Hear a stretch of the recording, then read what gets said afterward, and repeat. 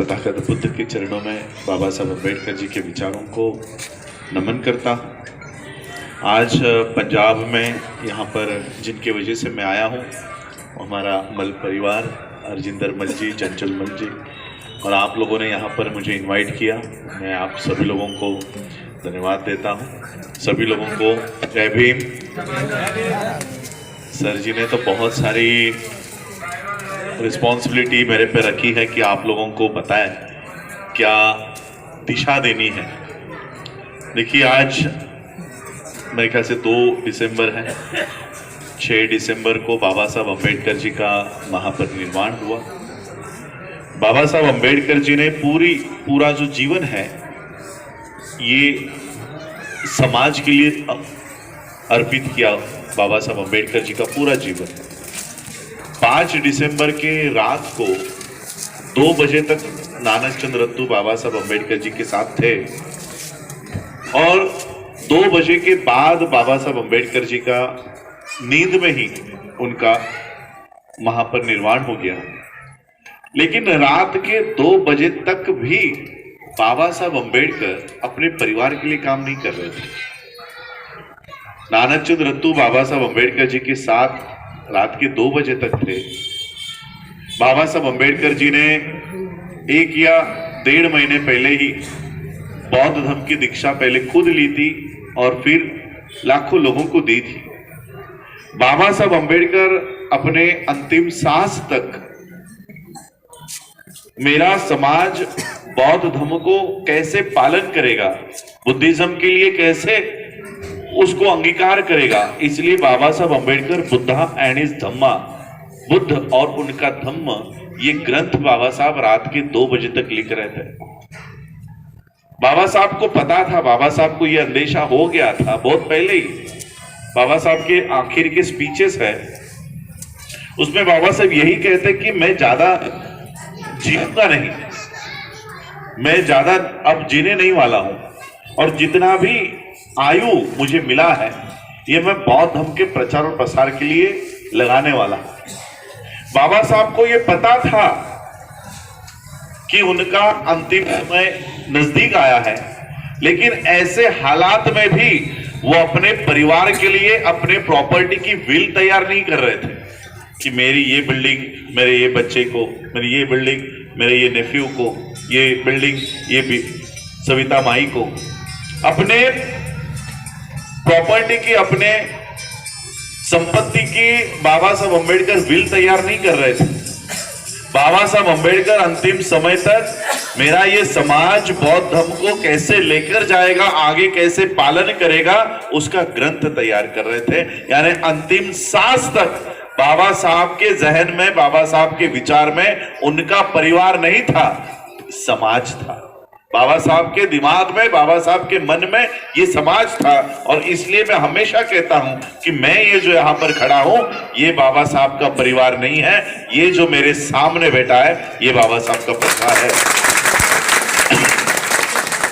और बाबा साहब अम्बेडकर जी ने हमें एक अच्छा मार्ग देकर गए, लेकिन हुआ क्या है, हमें 1932 वाले बाबा साहब चाहिए। राउंड टेबल कॉन्फ्रेंस में हमारे लिए हक और अधिकार की लड़ाई लड़ने वाले बाबा साहब हमें चाहिए।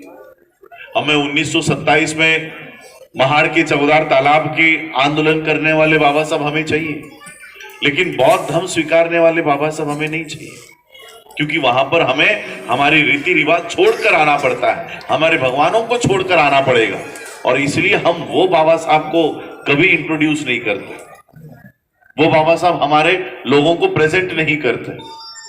बाबा साहब अम्बेडकर जी ने आपको बुद्ध की शरण इसलिए नहीं दी थी कि राम की मूर्ति हटाकर वहां पर बुद्ध की मूर्ति लगाकर पूजा अर्चा करनी है, इसलिए बाबा साहब आपको बुद्ध देकर नहीं गए थे।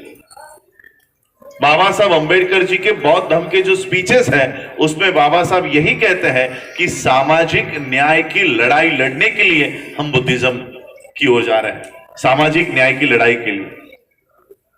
और अगर आप संविधान देखो, संविधान का पहला पन्ना देखो, तो संविधान भी यही बात करता है। संविधान का प्रियम्बल कहता है कि हम भारत के लोगों को न्याय देंगे। कौन सा न्याय? सामाजिक, आर्थिक और राजनीतिक। तो सामाजिक न्याय की बात तो संविधान भी कर रहा है, और अगर संविधान हमें सामाजिक न्याय दे सकता है तो फिर बाबा साहब को बौद्ध धर्म अपनाने की जरूरत क्या थी? क्योंकि सामाजिक न्याय की लड़ाई के लिए बाबा साहब ने 1949 को संविधान निर्माण करके इस देश को दे दिया था, जो 1950 में लागू हुआ था। अब 1950 में संविधान देने के बावजूद बाबा साहब 1956 में बुद्धिज्म देके जाते हैं। क्यों? क्योंकि बाबा साहब को पता चल चुका था कि ये संविधान भले ही कितना अच्छा क्यों ना हो। बाबा साहब संविधान देते समय कहते हैं कि संविधान कितना ही बढ़िया क्यों ना हो, कितना ही अच्छा क्यों ना हो, इसको लागू करने वाले लोग अगर गलत है तो संविधान किसी काम का नहीं होगा। यानी संविधान तो अच्छा है, संविधान तो बढ़िया है। आज मुझे बताओ कि जिनके हाथों में इस देश का संविधान है, क्या वो संविधान को लागू कर रहे हैं? नहीं कर रहे। तो संविधान को अगर लागू ही नहीं करोगे तो सामाजिक न्याय की लड़ाई संविधान लड़ कैसे पाएगा? जब लागू ही नहीं करोगे तो, लागू ही नहीं होने दोगे तो। संविधान में सामाजिक न्याय है, आर्थिक न्याय है, राजनीतिक न्याय है, सबके लिए बराबरी है। संविधान इस देश का ही नहीं, सबसे पूरे विश्व में सबसे बढ़िया संविधान अगर कहां पर है तो वो भारत के पास है। संयुक्त राष्ट्र के राष्ट्रपति यूनाइटेड स्टेट्स के कहते हैं कि बाबा साहब अगर हमारे देश में पैदा हुए होते तो हम सूरज का नाम बदलकर उसे अंबेडकर कर देते। इतना बड़ा सम्मान बाबा साहब को संविधान की वजह से प्राप्त होता है। लेकिन वही संविधान देते समय बाबा साहब कहते हैं संविधान किसी काम का नहीं है अगर उसको लागू करने वाले लोग गलत हो। ऐसे हालात में बाबा साहब अंबेडकर, इनको पता चलता है कि हम इस देश के लोगों को संविधान के भरोसे पर छोड़कर नहीं जा सकते, देश के संविधान के भरोसे पर छोड़कर नहीं जा सकते। इसलिए बाबा साहब अंबेडकर बुद्धिज्म की रिवाइवल की मूवमेंट शुरू करते हैं और हम लोगों को दिशा देते हैं कि बुद्धा की तरफ जाओ, बुद्धिज्म की ओर जाओ और बुद्धिज्म के माध्यम से अपनी सामाजिक, आर्थिक, राजनीतिक लड़ाई यहां से शुरू करो। आज भी हम लोग बाबा साहब के मैसेज को समझ नहीं पाए, आज भी हम लोग बाबा साहब के मैसेज को समझ नहीं पा रहे हैं और बुद्धिज्म को रिलीजन में, धर्म में अटका कर रख रहे हैं। बाबा साहब ने बुद्धा एंड हिज धम्मा ये ग्रंथ जब बनाया तब धर्म और धम्म में डिफरेंशिएट किया और डिफरेंशिएट करके बाबा साहब ने धम्म धर्म से कैसे अलग है, भिन्न है, ये बात बाबा साहब ने बताई है। हम बाबा साहब ने दिए हुए सामाजिक न्याय की लड़ाई को धर्म के इसमें कन्वर्ट कर देते हैं। बाबा साहब हमें बुद्धिज्म इसलिए देकर गए थे कि इस देश का संविधान अगर तुम्हारे पक्ष में खड़ा नहीं हो पाया, इस देश के लोग अगर इस देश के संविधान को तुम्हारे पक्ष में चला नहीं पाए तो बुद्ध की ओर चले जाओ, ये बुद्ध तुम्हारी रक्षा करेगा, ये बुद्ध तुम्हारे लिए खड़ा होगा। आज बताओ इस देश का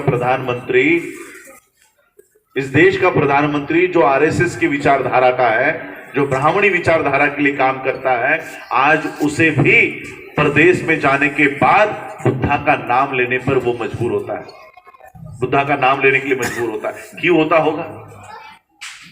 ये ताकत उसे पता है कि बुद्धा में कितनी ताकत है, ये ताकत हमें पता नहीं, हमें पता नहीं चल रही है ये ताकत। बाबा साहब ये ताकत हमें देकर गए। आज मैं वर्ल्ड में जाता हूं, वर्ल्ड फेलोशिप ऑफ बुद्धिस्ट के कार्यक्रमों में जाता हूं, यूनाइटेड नेशंस के कार्यक्रमों में जाता हूं, वहां पर हमें पता चलता है, वहां के लोगों को क्या बताया रखा है कि इस देश का प्रधानमंत्री बौद्ध है, इस देश का प्रधानमंत्री बौद्ध है। इस तरह की इमेज इस देश के प्रधानमंत्री की बनाकर रखी है। जो मार्ग बाबा साहब ने हमें दिखाया है उस मार्ग पर ये लोग चल रहे हैं और वो अपनी प्रगति कर रहे हैं और हम लोग उनके ये देवी देवताओं को हम लोग ढो रहे हैं। और इसलिए बाबा साहब ने बताए हुए मार्ग पर भी चलना हम लोगों को शुरुआत करना होगा, क्योंकि सिर्फ बाबा साहब की पूजा करके नहीं चलेगी, बल्कि बाबा साहब अंबेडकर तो इसके खिलाफ थे।